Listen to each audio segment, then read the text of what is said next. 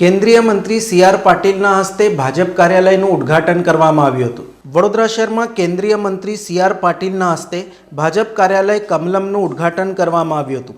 આ અવસરે સાંસદ ડૉક્ટર હેમાંગ જોશી, પ્રદેશ ભાજપ ઉપાધ્યક્ષ ગોરધન ઝડપિયા તેમજ પ્રદેશ સંગઠન મહામંત્રી રત્નાકરજી ખાસ ઉપસ્થિત રહ્યા હતા। આ પ્રસંગે કેન્દ્રીય મંત્રી સી.આર. પાટીલે કમલમના ઉદ્દેશને સમજાવતા જણાવ્યું હતું કે વિકાસના નવા આયામો સર કરી વિકસિત ભારતની દિશામાં વડોદરા શહેર મહત્વપૂર્ણ માઇલસ્ટોન બનશે। આ કાર્યાલય વડોદરા માટે નવા આયોજન અને વિકાસના દ્વાર ખોલશે અને સમાજના દરેક વર્ગ માટે લાભદાયી સાબિત થશે।